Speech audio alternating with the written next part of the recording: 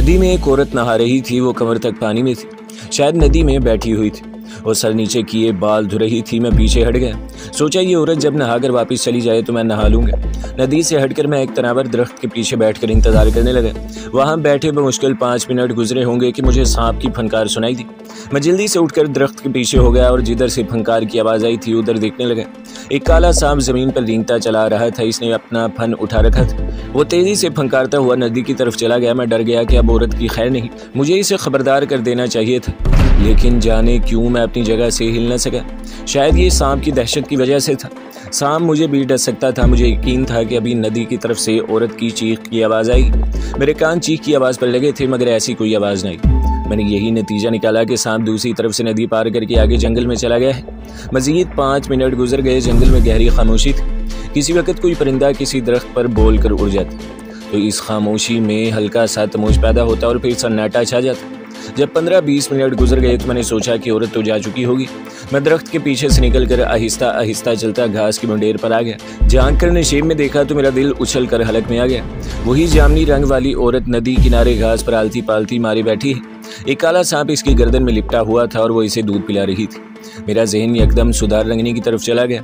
औरत की पीठ मेरी तरफ थी। इसके गीले बाल जोड़े की तरह पीछे बंधे हुए थे। मेरा दिल अपने आप धड़कने लगा, क्या ये सुधार रंगनी है? मगर इसका सांप तो मर गया था और वो भी, शायद वो भी मर चुकी थी। नहीं, ये सुधार रंगनी नहीं हो सकती। ये कोई और औरत थी जिसने कोई सांप पाल रखा था। मैं वापस दरख्त के पास आकर बैठ गया। 10 मिनट मजीद गुजर गए। अब जो मैं दरख्त के पीछे से निकलकर नदी की तरफ बढ़ा तो मुझे एक दराज कद औरत इस हालत में दरख्तों में से निकल कर आती दिखाई दी कि काला सांप इससे लिपटा हुआ था और इसके जोड़े में सुर्ख फूल लगा हुआ था और वो सांप को प्यार करती एक आज़ाद नागिन की तरह जंगल में चली आ रही थी। मुझे देखते ही वो रुक गई। मैं भी वहीं ठटक गया। अचानक वो दोनों बाजू फैलाकर मेरी तरफ बढ़ी। मेरे पति देव रघु, मैं जानती थी तुम मुझे इस जन्म में जरूर मिलोगे। ये सुधार रंगनी ही थी। सुधार रंगनी बाजू खोले बेख्तियार मेरी तरफ बढ़ रही थी। सांप ने भी फंकार कर फन उठा लिया था। मैं जल्दी से पीछे हट गया और चीख कर कहा, सुधा, सांप को पीछे हटाओ। मुझे मालूम था कि ये इसका पहले वाला सांप नहीं है। वो सांप मुझे पहचानता था, मेरे जिस्म की बू से शनासा था, लेकिन वो मेरे सामने मर गया था। ये कोई नया सांप था जिसे सुधा रंगनी पाल रही थी। इसने सांप को गर्दन से उतार कर परे फेंक दिया और मेरी तरफ बढ़ गई। काला सांप तेजी से घास में रेंगता हुआ वापस आकर सुधा रंगनी के जिस्म पर चढ़ गया। सुधा ने सांप को अपनी गर्दन में डाल लिया। वो दीवाना वार मुश्तका रही थी, रघु, तुम मुझे फिर मिल जाओगे। मैं कभी सोच भी नहीं सकती थी। भगवान की मर्जी थी, बस हम एक दूसरे से दोबारा आन मिले। सुधा रंगनी ने मेरा हाथ अपने हाथों में ले लिया। तुम अपने भगवान का नाम क्यों नहीं लेते? क्या तुम्हें मालूम नहीं कि मैं जानती हूँ तुम हिंदू नहीं हो, मुसलमान हो? क्या मैं तुमसे वाकिफ नहीं हूँ? मुझसे ज्यादा यहाँ कौन जानता होगा कि तुम कौन हो और भारत में किस लिए आए हो? मगर मुझे तो कभी तुम्हारी इन बातों से कोई दिलचस्पी ही नहीं रही। मैं तो सिर्फ तुमसे प्यार करती हूँ और तुम्हें अपना पति देव मान चुकी हूँ। अगर मेरे खून में सांपों का जहर शामिल ना होता तो आज हम दोनों के कई बच्चे होते। लेकिन मैं तुम्हें जिंदा देखना चाहती हूँ, हमेशा जिंदा देखना चाहती हूँ। तुम कहाँ चले गए थे? इतनी देर कहाँ रहे? तुम्हें कभी मेरा ख्याल ना आया? अब मुझे सब कुछ याद आ गया। सुधा रंगनी के साथ जंगलों में गुजारे हुए शब रोज और इसके वो मार के याद आ गए जिसमें इसने कई बार दुश्मनों से मेरी जान बचाई थी। सुधा रंगनी को सब मालूम था, मगर इसने कभी मेरी सरगर्मियों पर एतराज़ नहीं किया था, बल्कि हमेशा मेरी मदद ही की थी। इसकी वजह सिर्फ ये थी कि वो मुझसे सच्चा प्रेम करती थी। एक बार नहीं बल्कि कई बार वो मुझसे कह चुकी थी कि मैं पिछले जन्म में भी इसका खामद रह चुका हूँ। वो मुझे अपनी झोंपड़ी में ले आई। इसने मुझे चावल और जर्द जंगली केले खाने को दिए। वो मेरे साधुओं जैसे भेस पर बिल्कुल हैरान न हुई। मुस्कुराती हुई पूछने लगी, क्या पुलिस तुम्हारे पीछे लगी हुई है रघु? फिक्र न करो, यहाँ पुलिस नहीं पहुँच सकती। मेरे सांप रास्ते में ही इसे ठिकाने लगा देंगे। मैंने इसे बताया कि पुलिस मद्रास में मुझे गिरफ्तार करना चाहती थी। मैं बड़ी मुश्किल से इनके चंगुल से निकलकर इधर भाग आया हूँ। मेरी बातों से वो मुस्कुराए बगैर न रह सकी। मैं कितनी खुशकिस्मत हूँ कि मुझे मेरा पति मिल गया है। रघु, मैं जानती हूँ इस जन्म में तुम एक मुसलमान घराने में जन्म लिया है। फिर क्या हुआ? अगले जन्म में तुम फिर हमारे मजहब में आ जाओ। ना भी आओ तो क्या फ़र्क पड़ता है? हम तो एक दूसरे से इसी तरह मोहब्बत करते रहेंगे। एक दूसरे को इस संसार में तलाश कर लिया करेंगे। पति पत्नी का नाता जन्म जन्म का होता है। ये भगवान का सबसे पसंदीदा नाता है। तुम चोर डाकू भी होते तो मैं तुम्हारी पूजा करती। इतनी देर बाद मेरा पति देव मेरे घर आया है, मैं इसकी पूजा करूंगी। मैं झोपड़ी में घास के बिस्तर पर बैठा केले खा रहा था। वो उठी बाहर गई। थोड़ी देर बाद वापिस आई तो केले के चौड़े पत्ते पर गुलमोहर के 2 सुर्ख फूल रखे हुए थे। इसने फूलों वाला पत्ता मेरे कदमों के पास रख दिया। फिर लोबान सुलगाकर इसे मेरे चेहरे के आगे 7 बार फेरा। मेरे माथे को अपनी जुबान की नोक से चूमा। फूल मेरे पाँव पर रखकर मुझे सजदा किया और बोली, पति तो भगवान समान होता है रघु। मुझे सबसे ज्यादा खतरा इसकी गर्दन में पड़े सांप से था। चुनाचा जब वो मेरे माथे को चूमने लगी तो सांप ने फन उठा लिया। सुधा ने सांप को फौरन अपनी कमर के पीछे कर लिया। मुझसे न रहा गया, मैंने कहा, सुधा खुदा के लिए इस सांप को कहीं भगा दो। ये तुम्हारे पहले वाला सांप नहीं है जो मेरे जिस्म की बू से वाकिफ है। सुधा रंगनी मुस्कुराने लगी। तुम घबरा रहे हो? ये दूसरा सांप जरूर है, मगर अब जान गया है कि तुम मेरी पतिदेव हो। ये तुम्हें कुछ नहीं कहेगा। ये लो, इसे अपने हाथ में ले लो। ये लो, उठा लो इसे। और इसने काले सांप को मेरी झोली में फेंक दिया। मेरी चीख निकल गई। सांप मेरी कलाई से लिपट गया और अपनी गर्दन उठाकर मुझे देखने लगा। सुधा कहका लगाकर बोली, देखो ये मेरे पति देव के पास जाकर कितना खुश हो रहा है। इसने मुंह से 3-4 बार हल्की हल्की सीटी की आवाज़ निकाली। सांप मेरी कलाई से उतरकर इसके पास चला गया। मैंने इसे बता दिया है कि ये मेरा खामद, मेरा पति देव रघु है। ये तेरा बाप है। लो, अब तुम इसे खुद अपने हाथ में उठा लो। इसने सांप मेरे आगे कर दिया। चूंकि मुझे जाने कब तक वहाँ रहना था, इसलिए इस काले सांप से दोस्ती करना नागुज़ीर था। मैंने डरते डरते सांप को अपने हाथ में ले लिया। सांप मेरे पास आते ही जैसे भीगी बिल्ली बन गया। मेरे हाथ के गिर्द लिपट कर मेरी कलाई के गिर्द रींग रींग कर अपनी मोहब्बत का इजहार करने लगा। मैंने भी इसके सर पर हाथ फेर दिया। सुधा रंगनी बड़ी खुश हुई। ये तेरा बेटा है रघु, इसे प्यार करो, ये तेरी खातिर अपनी जान भी कुर्बान कर सकता है। सांप मेरी कलाई के गिर्द लिपटा हुआ था। सुधा मुझसे बातें करने लगी। अचानक मुझे तालाब वाली लाशों का ख्याल आ गया। मैंने इन लाशों का जिक्र किया और पूछा कि क्या वो लाशों को जानती है। सुधा रंगनी का चेहरा एकदम गहरी रंगत इख्तियार कर गया। इसकी केसरी आंखें सुर्ख हो गई। चौड़े नथनों से सांस फंकार की तरह निकली। वो मुझे हलाक करने आए थे, लेकिन नहीं जानते थे कि यहाँ मेरे सांप मेरी हिफाजत कर रहे हैं। याद रखो, अगर तुम्हारे दिल में मेरे खिलाफ कोई दुश्मनी के ख्यालात होते और सांप निकल कर तुम पर भी हमला कर सकता था। मैंने पूछा कि ये कौन थे और हलाक करने क्यों आए थे। मैं मालूम करना चाहता था कि कहीं इनके भाई बंद तो वहाँ नहीं आ जाएंगे, क्योंकि वहाँ किसी भी इंसान का आना मेरे लिए हलाकत खेज साबित हो सकता था। सुधा रंगनी कहने लगी, इनको दरिया पार के सपेरे नाथन ने भेजा था। वो मेरा दुश्मन है, चाहता है कि मैं ये इलाका खाली करके बंगलोर के जंगलों में निकल जाऊँ। वो इस इलाके का राजा बनकर यहाँ राज करना चाहता है। मैंने इसकी बात नहीं मानी तो इसने ये 3 आदमी मेरे कत्ल करने को भेज दिए। इसका मतलब था कि नाथन सपेरे के मजीद आदमी भी आ सकते थे और इन्हें मेरे खबर हो सकती थी। मैंने अपने दिल की बात सुधा रंगनी पर वाजे कर दी। मैं इससे कोई बात छुपाना नहीं चाहता था। वो हंसती और कहने लगी, रघु मेरे पति देव, तुम क्यों घबराते हो? यहाँ मेरा जो भी दुश्मन आया वो जिंदा बचकर नहीं जाएगा। जब वो जिंदा बचकर जाएगा ही नहीं तो किसी को जाकर कैसे बताएगा कि सुधा के पास एक अजनबी आदमी भी आया है। यहाँ के लोगों को क्या मालूम कि तुम कौन हो? और फिर मैं तो सबको बता दूंगी कि तुम मेरे पति देव रघु हो। यही बात तो है कि इधर कोई नहीं आता। मैं अपने सांप बेटे और दूसरे सांपों के साथ बिल्कुल अकेली रहती हूँ। ये दूसरे सांप मेरी हिफाजत कर रहे हैं, बल्कि अब तुम्हारी भी हिफाजत कर रहे हैं। हम झोंपड़ी से निकलकर खुली हवा में बैठ गए। रात का अंधेरा चारों तरफ फैल गया था। सुधा रंगनी ने झोंपड़ी के अंदर नारियल के तेल का चिराग जला दिया। खुली जगह में रात की ठंडी हवा चल रही थी। सुधा रंगनी ने मेरा हाथ अपने हाथ में ले रखा था। वादा करो कि अब तुम मुझे छोड़कर नहीं जाओगे। मैं इसे किसी वक्त भी छोड़कर जा सकता था, लेकिन मुझे अभी जाने की जल्दी नहीं थी। मैं वहाँ रहने के लिए ही आया था ताकि इत्मीनान से सोच सकूं कि मुझे आइंदा क्या लाया या मेरे इख्तियार करना होगा। मैंने कहा, मैं वादा करता हूँ सुधा कि अब तुम्हें छोड़कर नहीं जाऊँगा। वो मेरी इतना कहने पर इस कदर खुश हुई कि मेरे पाँव पकड़कर हाथ अपने सर पर लगा लिया। रघु पति देव, तुम मर्द हो। मर्द एक औरत के दिल को टटोल कर नहीं देख सकता। तुम अंदाज़ा नहीं लगा सकते कि एक औरत जब किसी मर्द को अपना पति मान लेती है तो फिर इसके लिए अपनी जान कुर्बान कर देना एक मामूली बात होती है। हम झोंपड़ी के बाहर बैठे थे। काला सांप सुधा की गर्दन से लिपटा जैसे सो गया था। मुझे नींद आ रही थी। मैंने हल्की सी जमाही ली तो सुधा जल्दी से उठकर झोंपड़ी से बाहर निकल गई। इसने सूखे पत्तों के ऊपर मेरे लिए दरी बिछा दी और बोली, अंदर आ जाओ रघु, मैंने तुम्हारे लिए बिस्तर लगा दिया है, अब तुम आराम करो। मैं झोंपड़ी में जाकर ज़मीन पर बिछी हुई दरी पर लेट गया। सारे दिन के सफ़र से थका हुआ था। सुधा कहने लगी, मैं बाहर रहूंगी, बेफिक्र होकर तुम सो जाओ, मेरे सांप तुम्हारी हिफाजत करेंगे। थोड़ी देर बाद मुझे नींद आ गई। आँख खुली तो दिन काफ़ी निकल आया था। सुधा बाहर नहीं थी। मैं मुंह हाथ धोने नदी की तरफ गया तो वहीं ठटक गया। सुधा रंगनी नदी में नहा रही थी। इसका सांप नदी के किनारे फन उठाए शायद पहरा दे रहा था। मेरी बू पाकर इसने गर्दन मेरी तरफ मोड़कर फंकार मारी तो सुधा ने जल्दी से पलट कर देखा। मैं वहां से हट गया। थोड़ी देर बाद सुधा बालों को झटकती मेरे पास आई और कहने लगी, जाओ अब तुम स्नान कर लो। मैं नहा धोकर वापस झोंपड़ी में आया। मेरा दिल चाय पीने के लिए बेताब था, मगर वहाँ चाय नहीं मिल सकती थी। इसने फौरन ही आग जलाई और इस पर धुएं से काली एक केतली रखती हुई बोली, मेरे पास चाय मौजूद है। मैं खुश हो गया। कहने लगी, मगर दूध नहीं है, तुम तो बगैर दूध के चाय पी लिया करते हो रघु। क्यों नहीं, तुम चाय तो बनाओ। चाय आग पर रखकर सुधा झोंपड़ी से मेरे लिए एक अनानास और कुछ केले ले आई। हम दोनों केलों और अनानास का नाश्ता करने लगे। फिर वो मिट्टी के डोंगों में चाय डालकर ले आई। चाय कड़वी मगर जायकेदार थी। चाय ने मेरे जहन को रोशन कर दिया। बातों ही बातों में मैंने सुधा रंगनी से पूछा कि क्या किसी तरीके से कोई ट्रांसमीटर पैदा किया जा सकता है वो मेरी तरफ देखने लगी, इसकी काली आंखें चमकने लगी। क्या तुम मद्रास रेडियो के गाने सुनना चाहते हो रघु? मैंने कहा यही समझ लो, लेकिन तुमसे मेरी कोई बात छुपी हुई नहीं है सुधा। मैं पीछे अपने बॉस से कोई बात करना चाहता हूँ। अगर रेडियो ट्रांसमीटर मिल जाए तो मैं इसे वायरलेस सेट में तब्दील कर सकता हूँ। सुधा कुछ सोचने लगी। चाय का डोंगा इसने अपने हाथ में थाम लिया। यहाँ से 6-7 कोस नीचे की तरफ खेतियाँ हैं। वहाँ एक छोटा हवाई जहाज इन पर दवाइयाँ छिड़काया करता है। मेरा ख्याल है कि इस हवाई जहाज में छोटा रेडियो जरूर होगा।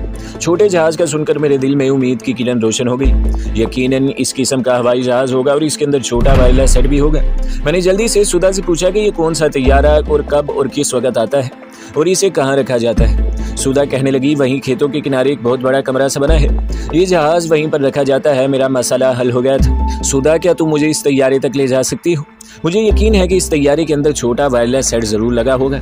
मैं इस सेट के जरिए पीछे अपने बॉस से बात कर सकती हूँ। सुधा मेरे साथ बेइंतहा और सच्ची मोहब्बत करती थी। कहने लगी, मैं तुम्हें वहाँ लिए चलती हूँ, लेकिन हवाई जहाज बड़े कमरे के अंदर बंद होता है। फिर खुद ही कुछ सोचने के बाद बोली, तुम फिक्र न करो, हम अंधेरा होने के बाद वहाँ जाएंगे।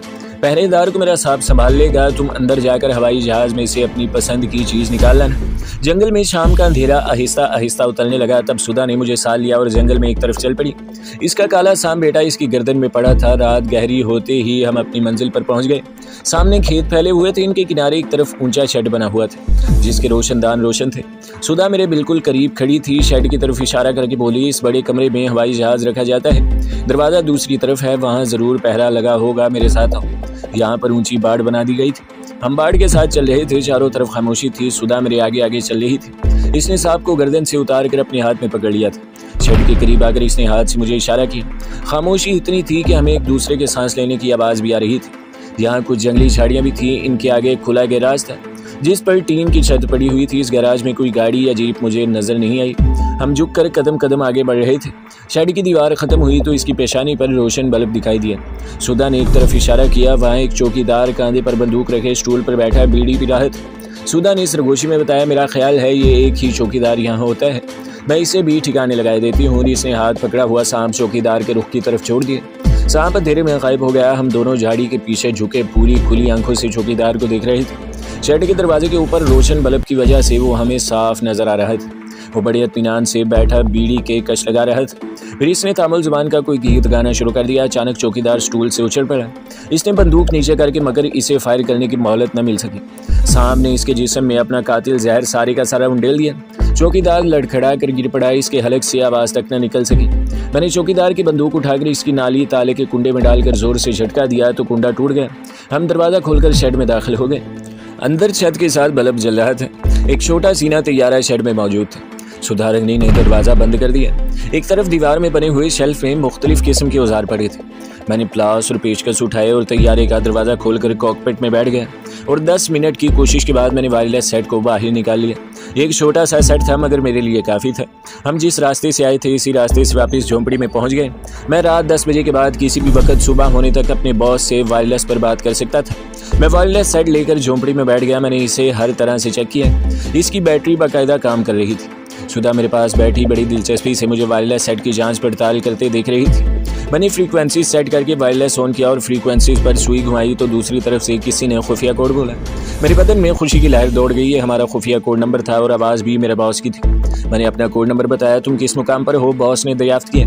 मैंने जवाब दिया कि जनूबी हिंद के एक जंगल में हूँ। बॉस की आवाज़ आई, फ़ौरन कोलंबो अपने टेम्पल रोड वाले आदमी के पास पहुँचो। आगे की हिदायत तुम्हें वहाँ मिलेंगी। सिग्नल बंद कर दूँ? मैंने वायरलेस सेट बंद कर दिया। सुधा मेरे साथ लगी बैठी थी। जब मैंने सेट ऑफ किया तो बड़ी दिलचस्पी से पूछने लगी, ये तुम किस जुबान में बात कर रहे थे? ये तमिल नहीं थी, हिंदुस्तानी भी नहीं थी। मैंने सुधा रंगनी से कहा, ये एक ख़ास जुबान होती है सुधा। अब मेरी बात गौर से सुनो। इसने अपना बाजू मेरी कमर के गिर्द डाल दिया और मुस्कुराते हुए बोली, कहो रघु, मैं सुन रही हूँ। मैंने कहा, मुझे हर हालत में बहुत जल्द लंका के शहर कोलंबो पहुँचना है। तुम मेरी क्या मदद कर सकती हो? क्योंकि बंदरगाहों पर मेरी कड़ी निगरानी की जा रही होगी। सुधा एक लम्हे को उदास हो गई। फिर बोली, अगर तुम मुझे भी अपने साथ ले चलो तो मैं तुम्हें कोलंबो पहुंचा सकती हूँ। सुधा को मेरे साथ ले जाने की ज़रूरत नहीं थी, लेकिन मुझे कोलंबो भी हर हालत में पहुंचना था और वो मेरी मदद कर सकती थी। मैंने इससे पूछा कि वो मुझे कैसे वहाँ से निकाल कर कोलंबो ले जाएगी। इसने अपना चेहरा मेरे कांधे के साथ लगा दिया और बोली, पहले वादा करो कि तुम मुझे अपने साथ ले चलोगे, मुझे यहाँ छोड़कर नहीं जाओगे। मैंने दिल में सोचा कि यहाँ से इसको साथ ले जाने में क्या हर्ज है। लंका के जजीरे में पहुंचकर मैं किसी भी तरह इससे अलग हो सकता था। मैंने कहा, ठीक है सुधा, मैं तुम्हें अपने साथ ले जाने के लिए तैयार हूँ, लेकिन हम लंका और इंडिया के दरमियान वाले समंदर कैसे अबूर करेंगे? सुधा रंगनी मुस्कुराते हुए बोली, ये काम तुम मुझ पर छोड़ दो, अब सो जाओ, सुबह उठकर बात करेंगे। सारी रात इसी अधेड़-बुन में गुजर गई। पिछले पहर की आँख खुली और दोपहर तक सोया रहा।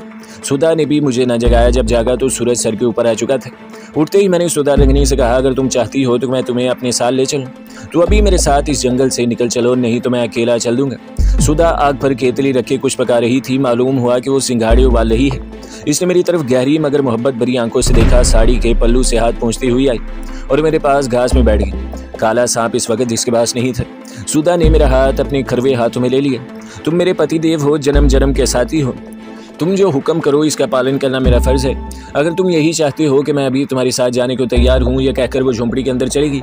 जब बाहर आई तो इसने सपेरों वाला झोला अपने कांधे पर डाल लिया था। मुझे देखकर कहने लगी, चलो मैं तैयार हूँ। मैं गड़बड़ा गया। मुझे ख्याल नहीं था कि वो इतनी जल्दी तैयार हो जाएगी। मैं भी इस जंगल से फ़ौरन निजात हासिल करना चाहता था, क्योंकि वायरलेस सेट की चोरी के बाद मेरे लिए वहाँ खतरा ही खतरा था। मैं चाहता हूँ कि इस वायरलेस सेट को इसी तालाब में फेंक दिया जाए जहाँ पहले से 3 आदमियों की लाशें गल सड़ रही हैं।